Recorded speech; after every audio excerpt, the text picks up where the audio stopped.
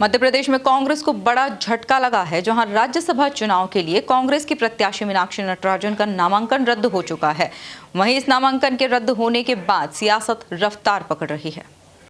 देखिए, मैं आपको बताना चाहता हूँ पूरे मध्य प्रदेश की और देश की महिलाओं का एक मान है और ये कांग्रेस ने एक महिला उम्मीदवार को जो उतारा है और महिला उम्मीदवार का एक छोटी सी बात को लेकर जिस तरह से इनने अड़ के सरकार का जो उपयोग किया है, मिसयूज जो किया है फॉर्म रिजेक्शन में, मैं समझता हूँ कि प्रदेश और देश की ये पूरी सब महिलाओं का अपमान है। और हम तो चाहेंगे कोर्ट से हमको जीत मिलेगी। ध्यान रखना, हमारा फॉर्म पास होगा, सक्सेस होगा, सफल होगा और हम जीतेंगे भी। उस समय ये क्या जवाब देंगे वो देखना आप। बिल्कुल बिल्कुल, आप देख लीजिए कि मैं मतलब दो धारी तलवार है बीजेपी, ये है और दोहरा चेहरा और चरित्र है। हम तो हमेशा इस बात को बोलते हैं और मुद्दों से भटकाने का काम करती है बीजेपी। अभी महिलाओं से संबंधित जो विधानसभा में चर्चा लाई थी, उसका भी कोई जवाब सरकार नहीं दे पाई है।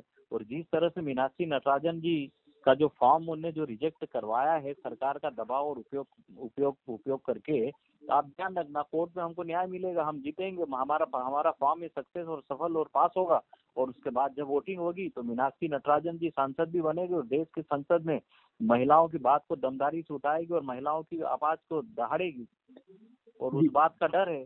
और मैं आपको बताना चाहता हूँ कि जिस तरह से पूरे बीजेपी को पूरे देश में राहुल गांधी जी का डर लगा रहता है और जो ऐसी जो बात करते हैं, और अभी जो मीनाक्षी जी का जो फॉर्म जो रिजेक्ट कराया है, आप देखना कोर्ट में हमको न्याय मिलेगा, हमारी इसमें जीत होगी। नहीं ठीक है, वो देखने में आया है। देखिए अभी जो चल रही है चीज वो भी देखने में कि कोई नोटिस मिला हुआ है, तो नोटिस की बात मतलब आई है, मतलब इस चर्चा में जो है मामला।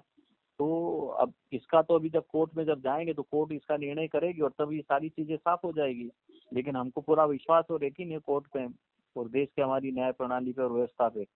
हमारा फॉर्म पास होगा। उसमें लोकतंत्र पे सीधा हमला है, संविधान पे सीधा हमला है और दूसरी चीजें महिलाओं का सम्मान और महिलाओं पे पूरा ये महिलाओं का जो सम्मान होना चाहिए, ये महिलाओं पे पूरा ये हमला है बीजेपी का।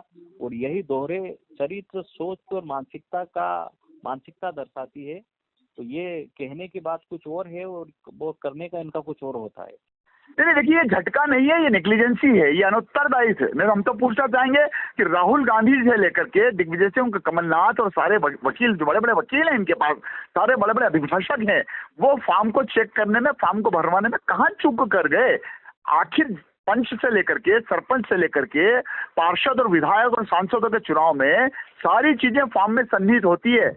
कितना गोल्ड है, कितना कैश है, कितनी एफडियां है, कितने मुकदमे चल रहे हैं, कितने मकान है, कितने अपराध दर्ज हैं, कितने अपराधों में सजा हो गई है, ये सारी चीजें पूछती है। और अगर आप छुपाएंगे और जब जांच का समय आएगा तो जांच के समय में अगर आपत्ति की जाती है तो रिटर्निंग अफसर ने सुप्रीम कोर्ट और भारत निर्वाचन आयोग की गाइडलाइन का पालन किया है। नहीं, इसमें महिला और पुरुष का सवाल नहीं है, इसमें व्यवस्थाओं की कमी और खामी कांग्रेस के ऊपर रही है। कहाँ महिला को ला रहे हैं आप? ये आप उस महिला की सुरक्षा और उस महिला के बारे में बात कर रहे हैं जिसको सार्वजनिक से अपमानित किया गया था। दिग्विजय सिंह जी ने किन शब्दों का उपयोग किया था, टंच तक कहा था।